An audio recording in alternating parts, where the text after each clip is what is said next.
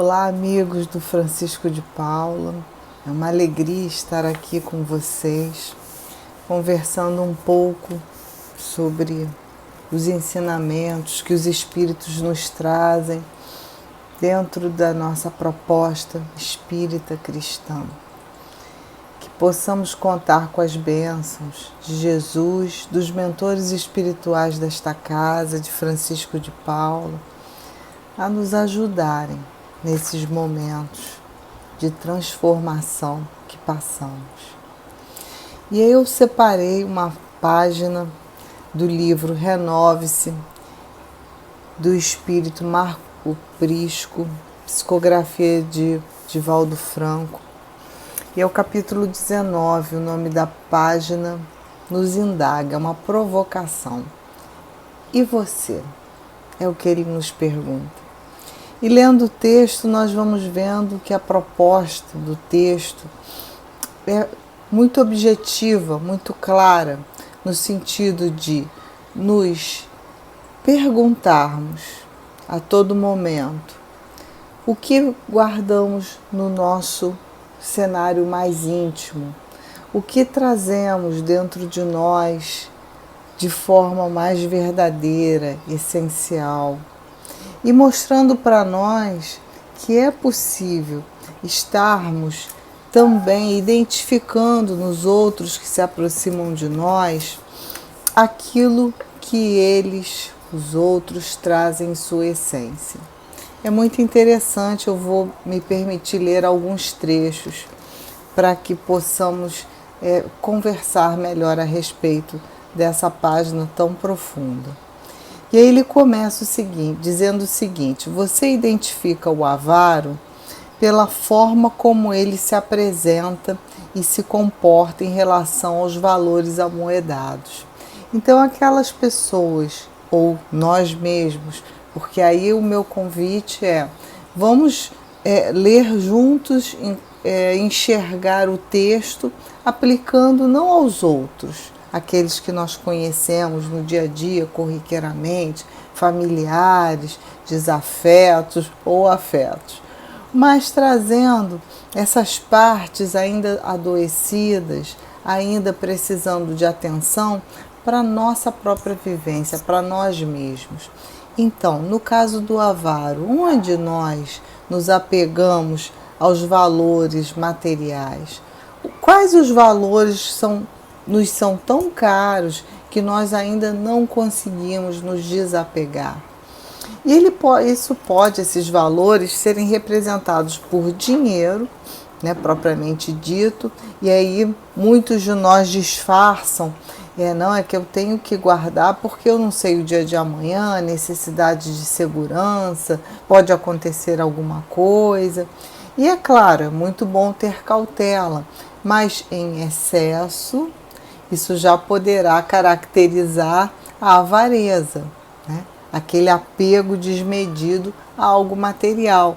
Lembrando que estamos aqui de forma transitória, passageira, então não devemos gastar nossa energia, não devemos nos desgastar com as outras pessoas por algo que já vamos ter que deixar por aí mesmo.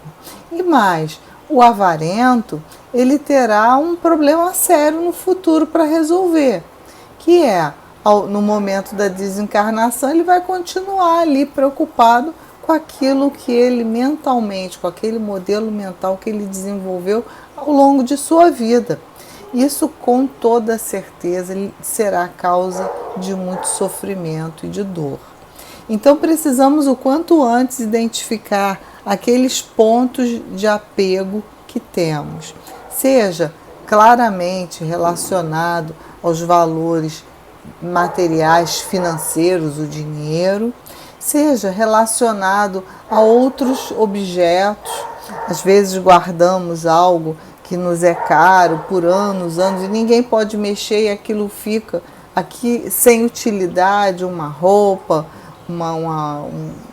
qualquer coisa que tenha utilidade para outro, que não nos serve mais, mas nós estamos ali apegados àquilo por um vínculo afetivo, entre aspas, mas que na verdade pode se traduzir em avareza, né? Porque devemos exercitar esse abrir mão de coisas em favor do outro.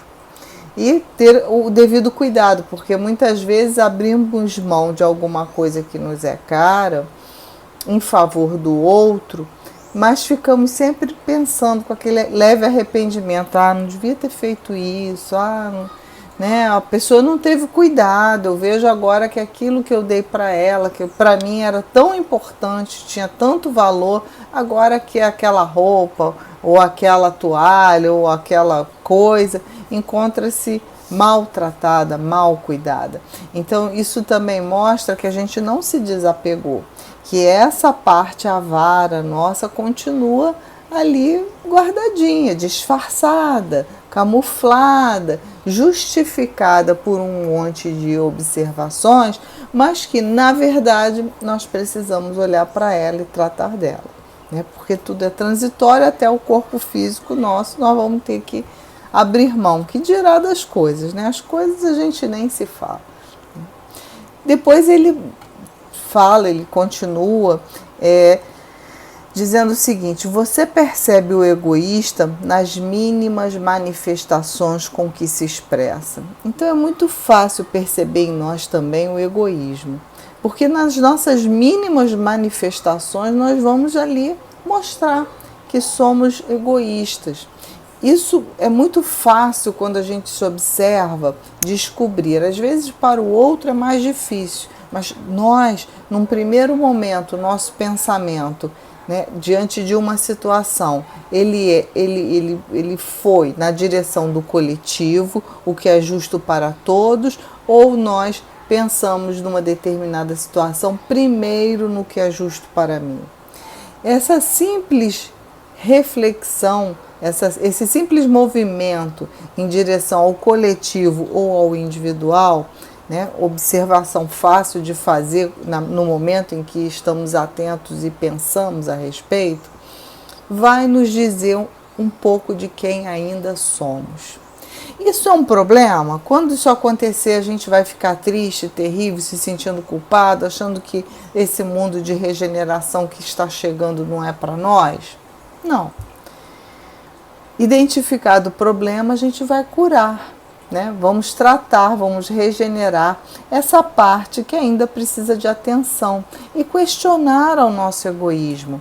Qual é a carência que nós temos? Por que nós precisamos estar tão no controle da situação e trazendo sempre para nós o foco de todas as vantagens?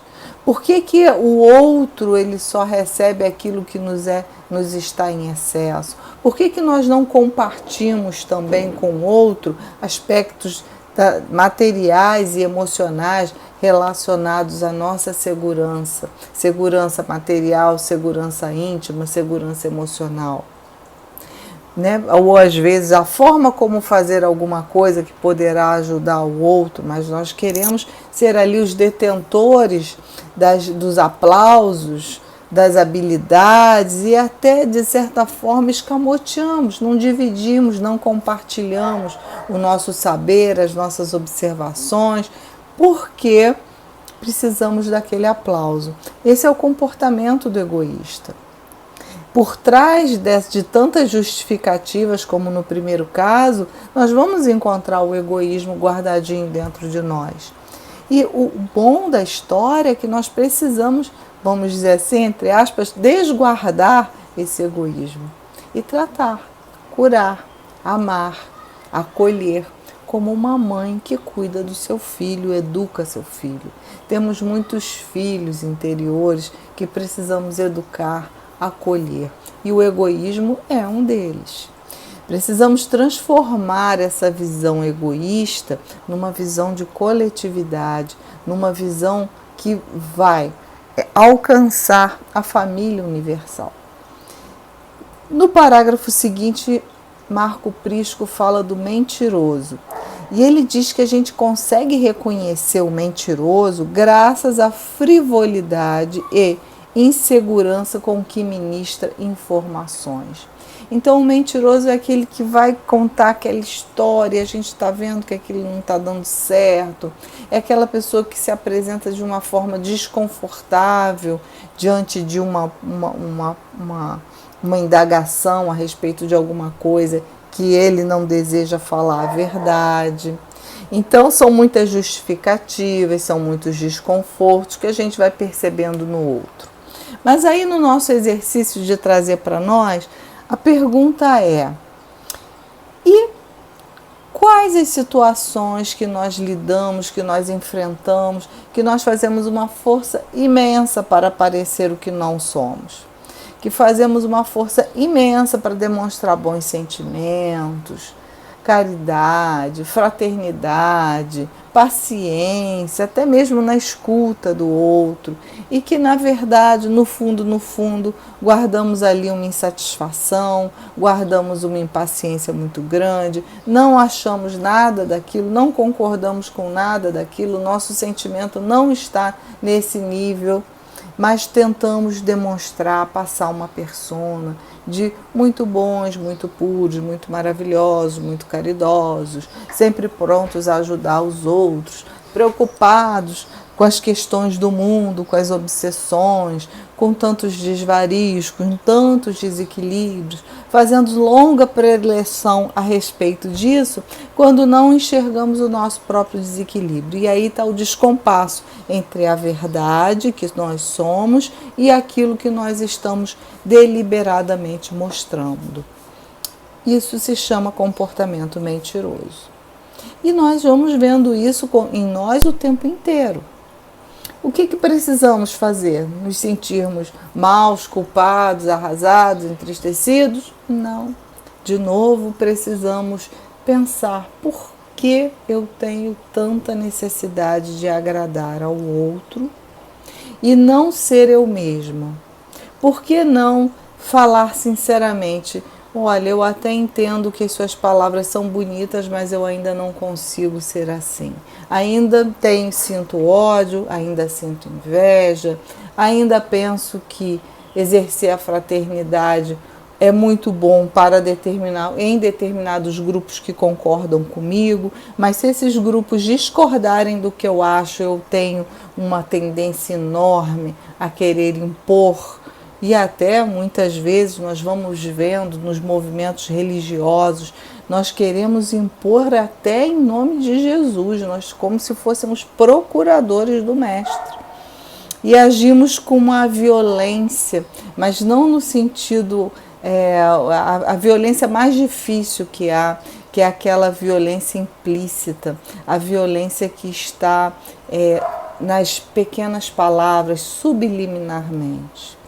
Esse é um comportamento mentiroso e que ainda compactuamos com esse comportamento.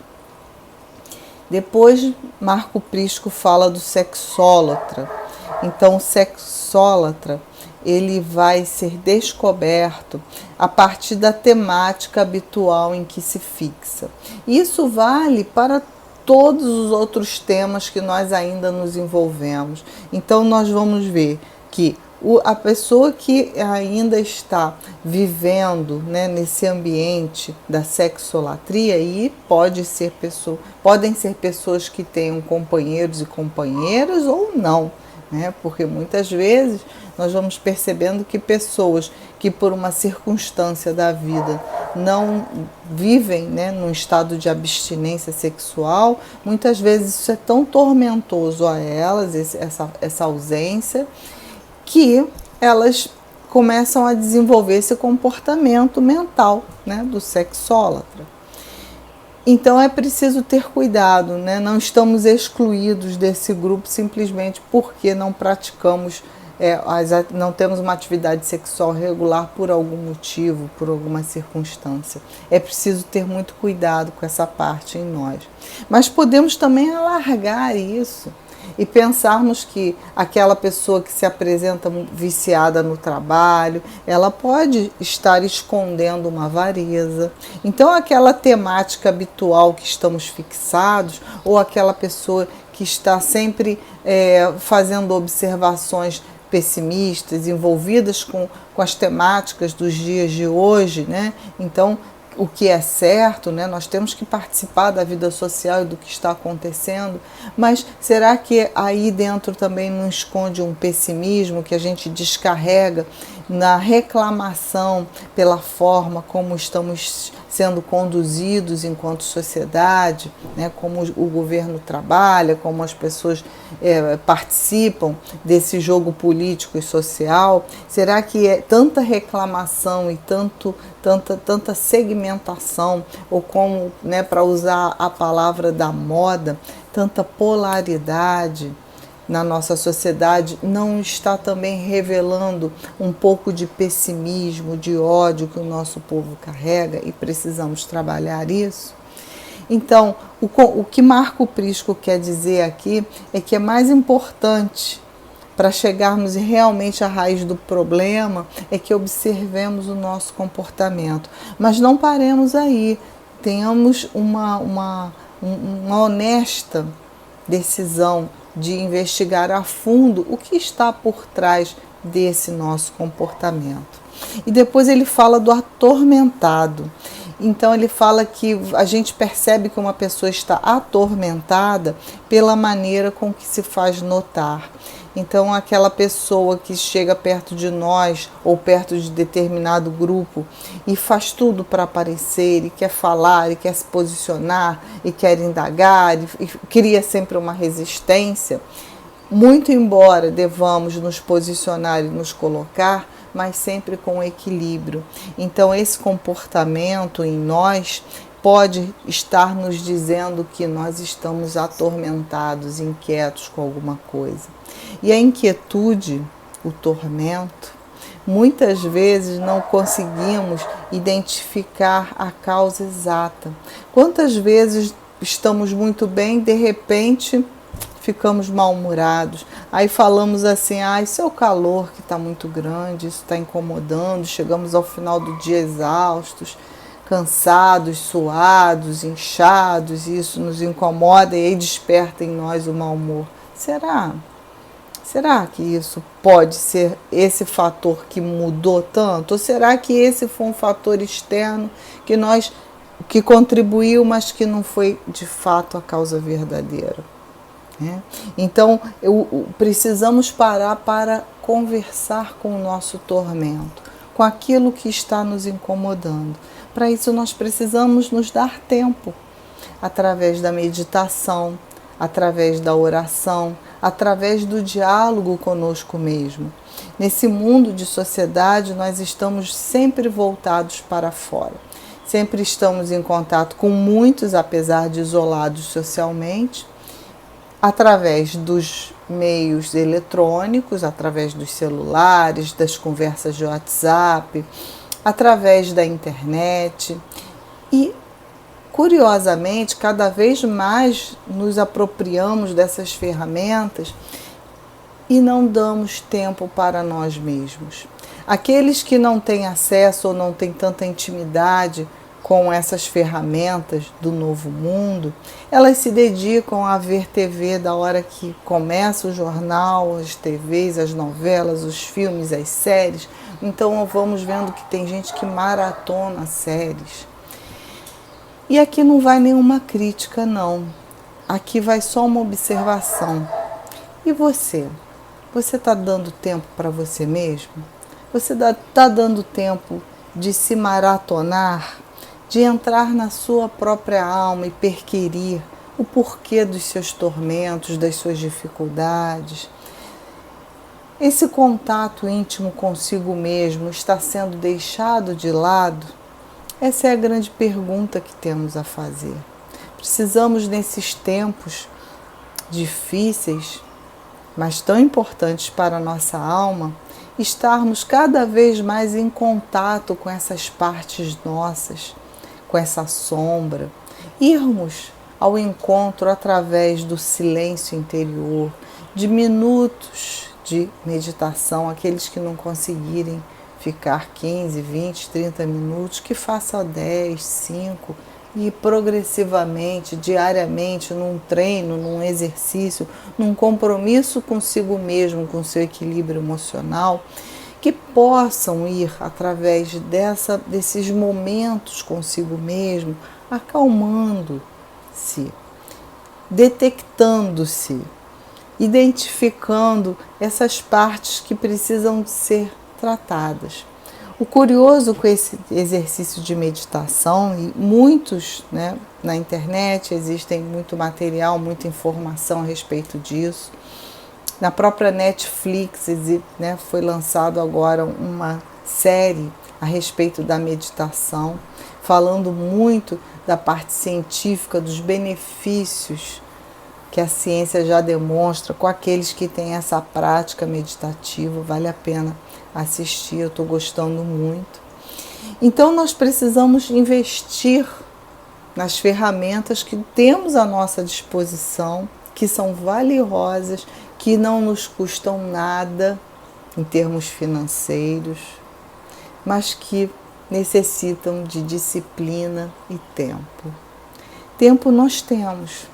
Com toda certeza nós temos, porque se não tivermos tempo para nos curarmos, nós não teremos tempo para mais nada nessa vida. Então, seguindo na mensagem de Marco Prisco, ele fala que, de outra forma, a gente percebe a nobreza de alguém através dessa exteriorização de quem a conduz. Aquela pessoa que é calma, que é tranquila, que se posiciona com bom senso, desde as mínimas questões até as questões mais delicadas, mais difíceis, mais complexas. Então essa pessoa já traz em si a nobreza, a maturidade psicológica, o posicionamento correto, sensato, a respeito de temas, de vivências, de emoções. Sabemos que é muito difícil nos manter nessa linha de alta vibração, nessa linha de emissão de pensamentos de altas ondas, de alto nível.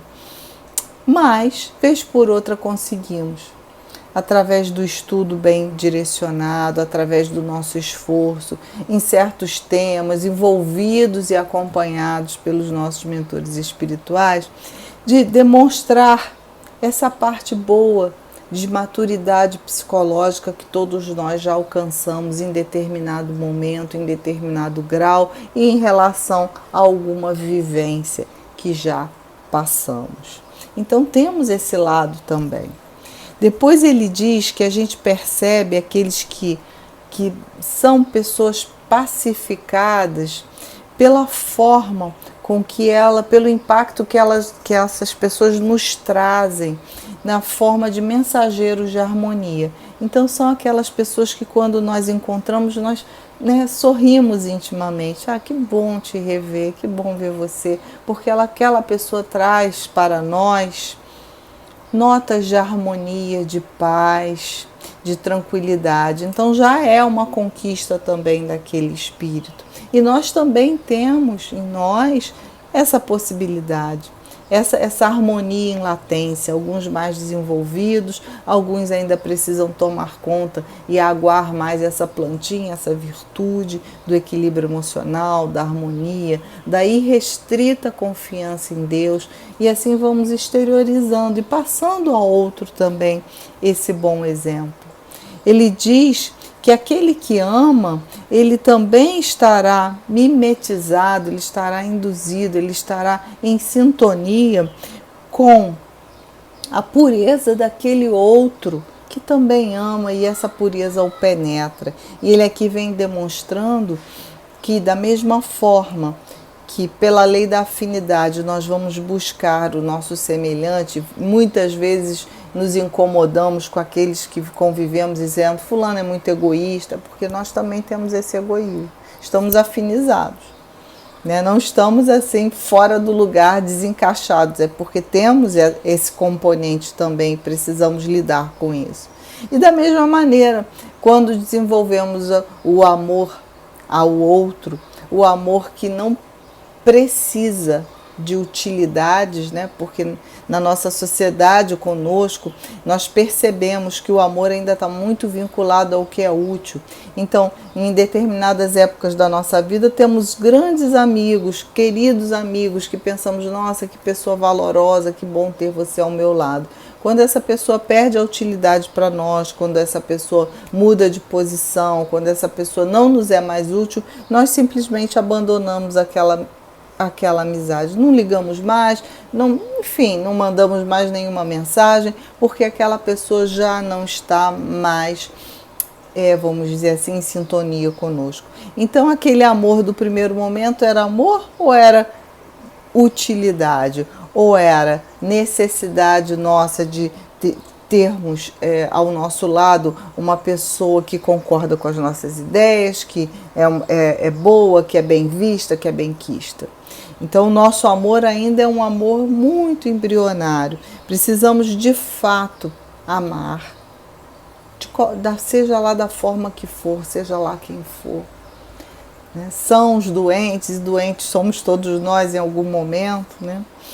Então precisamos exercitar isso para que possamos também conviver com pessoas que estão mais próximas desse amor maduro, desse amor que não se preocupa em ter retribuição, utilidade, estar sendo benquisto ou não, né? Quando o objeto do nosso amor nos aplaude, nosso amor aumenta.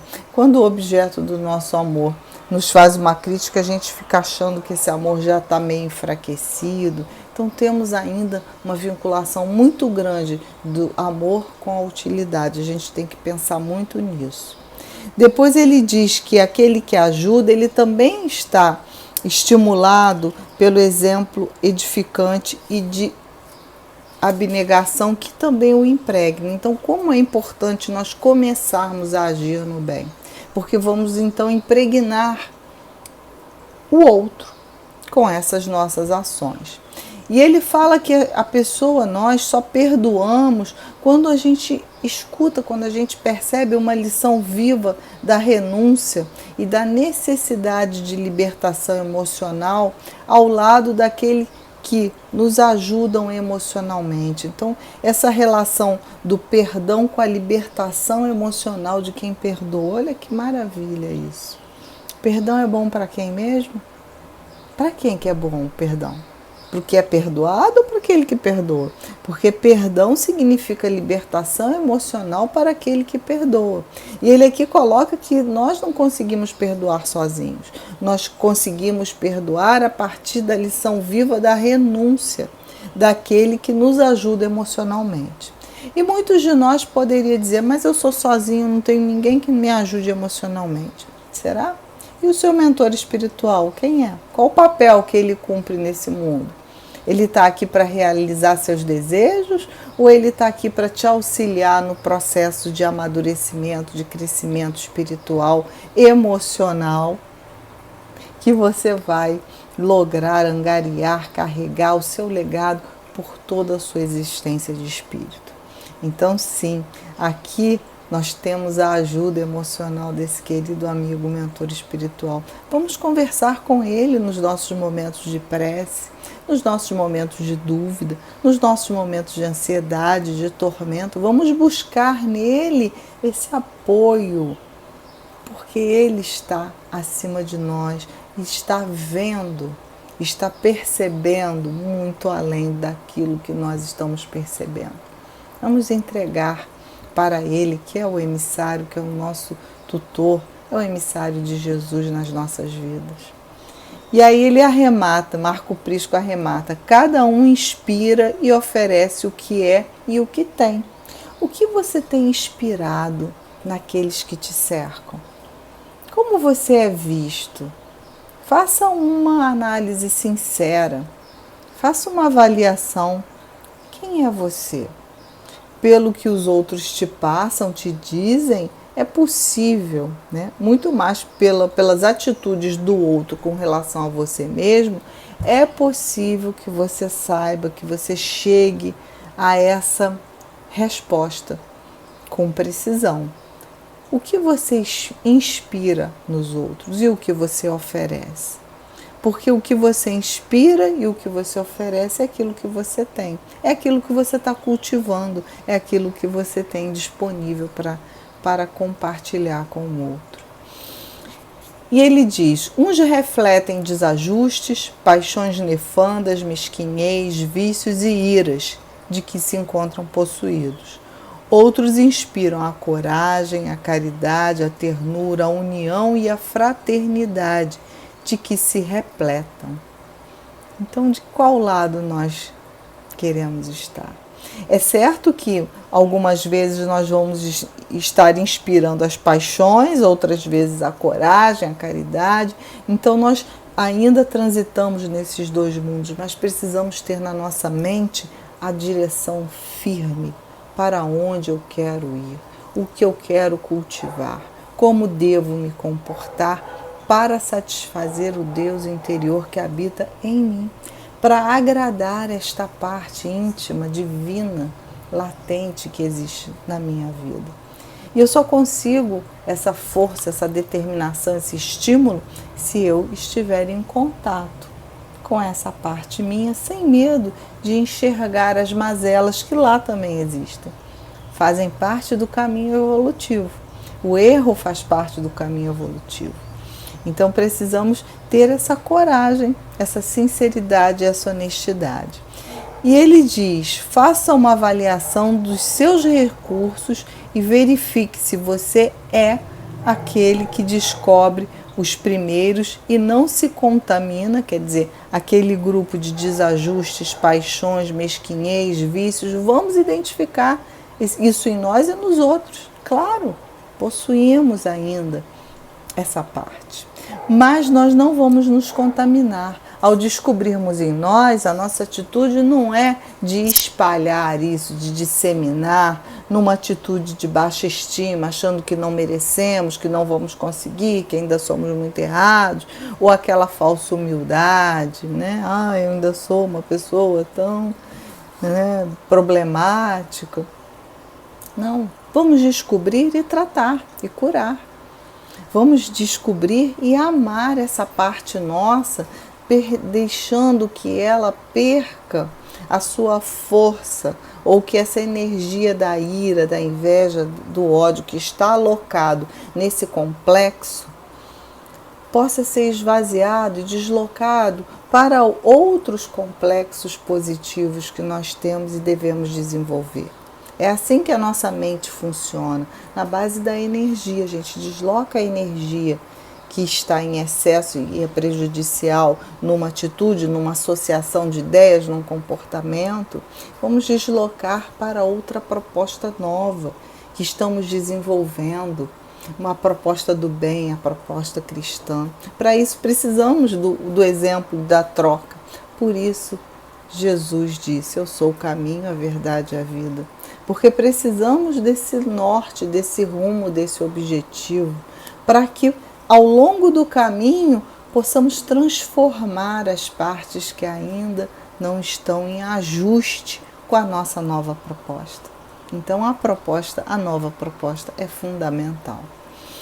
No final ele diz, analisando-se com honesto interesse, cresça e avance para a harmonia, auxiliando a obra de amor que ora vige entre as criaturas humanas, em cujo contexto você está engajado.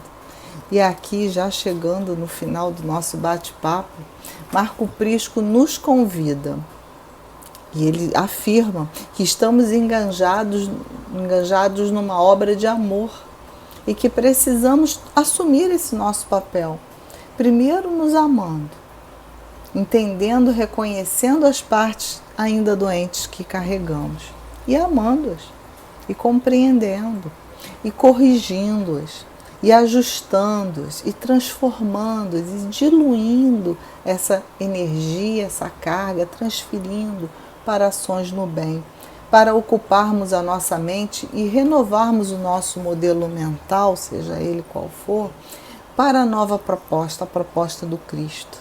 Porque precisamos estar atuantes nessa obra de amor, nesse mundo de regeneração que já chegou para a humanidade. Que possamos, nesses tempos espíritas, ser aqueles que estejamos afinados com a ciência, ciosos das regras, cuidadosos com toda a coletividade. E, se for preciso, até abrindo mão de posições, ideias pessoais, se a ciência disser que devemos tomar esta ou aquela atitude, como, por exemplo, a vacinação, para aqueles que acham que não devem ser vacinados, mas se a ciência disser que para a coletividade é melhor que o maior número de pessoas estejam comprometidas com a vacinação, imunizadas, devemos então abrir mão dessa parte, desse entendimento em favor da coletividade. Esse é o pensamento cósmico universal, essa é a direção que vamos tomando enquanto humanidade. Não vamos pensar mais somente em nós, ou vamos pensar cada vez menos em nós e vamos abrir mão dos nossos quereres a favor da sociedade, a favor da coletividade, sempre norteados pelo bem, pelos conceitos cristãos que nos ajudam a discernir os caminhos que devemos tomar, né? Porque a humanidade muitas vezes também toma caminhos equivocados. Mas se estivermos na confiança irrestrita a Deus, se estivermos imbuídos e em conexão com a espiritualidade que nos acompanha, que acompanha o planeta, que nos cuida, com a casa de Ismael nesse Brasil, né, que é a grande casa de Ismael, com os nossos mentores espirituais, com Francisco de Paula, que cuida desta casa há tantos anos, há muitos anos. Devemos então estar imbuídos nessa certeza do exemplo e tomarmos o melhor caminho nesses momentos de embate, de tantas informações divergentes. E aí, só para finalizar, eu queria lembrar daquela passagem de Jesus em que ele fala da cura do cego de nascença. Está lá em João, no capítulo 9, vai do versículo 1 ao versículo 41. Vale a pena dar uma olhadinha. Quem tem o livro do Haroldo, do Novo Testamento, é muito interessante a descrição, né? Quem não tem, vai procurar na Bíblia que está lá, né, igualzinho aqui na tradução do Haroldo Dutra, ele facilita, ele coloca, ele explica algumas palavras do grego, do aramaico, e isso nos ajuda a compreensão.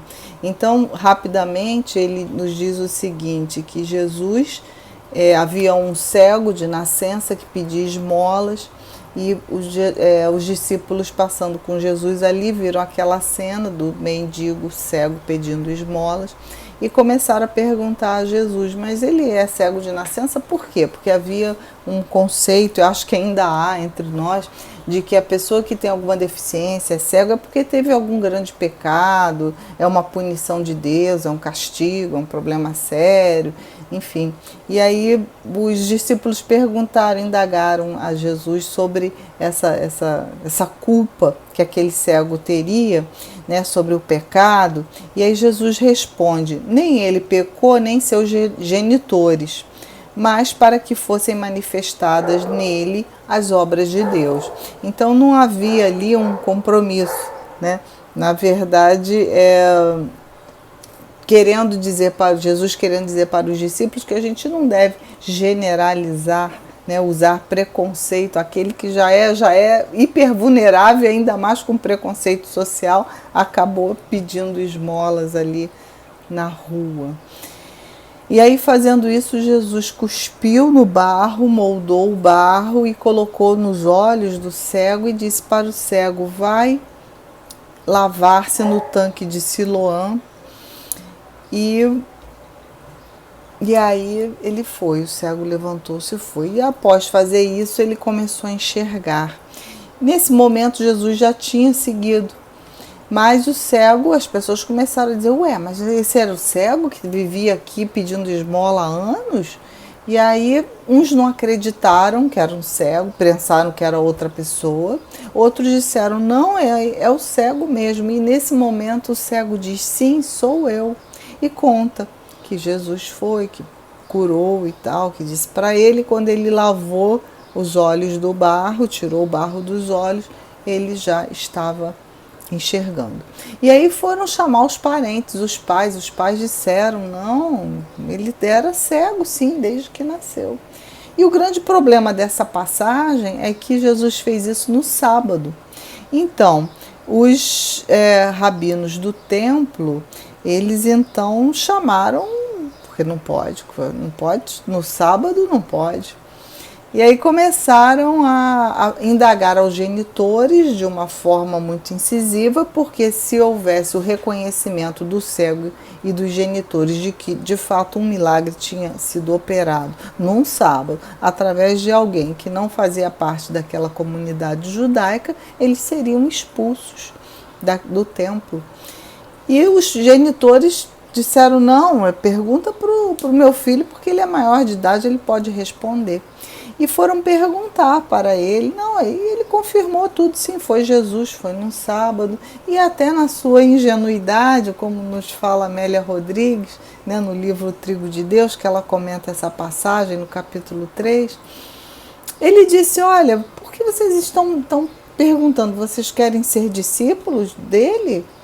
E aquilo foi o suficiente para que os rabinos, para que os doutores da lei naquela sinagoga o expulsasse a sua família. E depois Jesus encontrou esse cego, né, e o cego relatou o que havia ocorrido. E aí Jesus perguntou, e você crê no Senhor? E aí o cego diz, sim, eu creio em ti. Eu era cego e hoje enxergo. E indagaram, né, a Jesus, aqueles que estavam com eles, né, circundando Jesus, entre esses os fariseus que ouviram essa afirmativa do cego, esse diálogo com Jesus, perguntaram a Jesus, porventura também nós somos cegos? Porque o cego foi capaz de enxergar uma realidade que até aqueles que enxergavam não conseguiram perceber, né? E aí Jesus disse para os fariseus em resposta às suas indagações, porque eles ali estavam presos na questão do sábado e da vaidade. Como pode alguém que não faz parte do meu clã ser o enviado de Deus? E Jesus disse, se fosseis cegos, não teríeis pecado. Agora, porém, que dizes, vemos, permanece o vosso pecado. Então, aqui Jesus quer colocar para nós a necessidade de não ficarmos presos às nossas crenças, estarmos abertos, olhos abertos, né? Daí essa metáfora da cegueira e da visão, aquelas novas realidades que estão surgindo.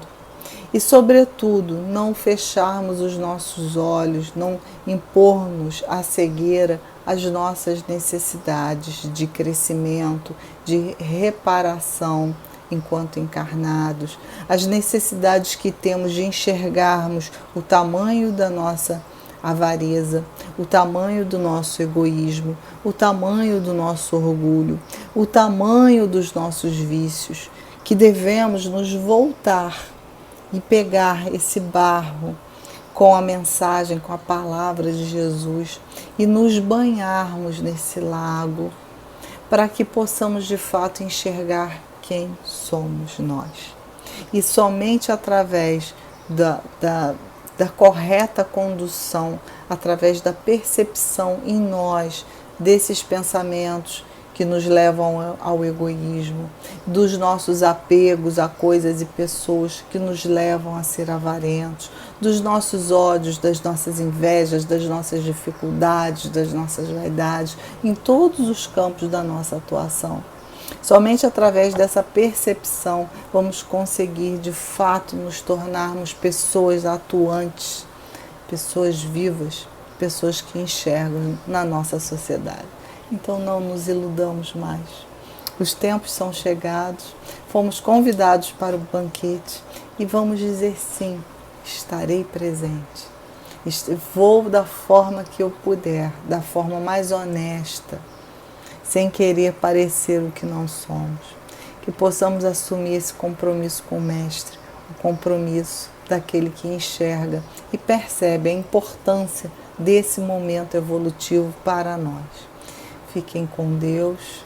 Obrigada pela oportunidade, que esta casa, que este salão maravilhoso, azul, que eu sempre me mentalizo participando das reuniões nesses momentos, no Francisco de Paula, possa nos dar o suporte necessário, a coragem necessária a essa investigação íntima interior. Fiquem com Deus.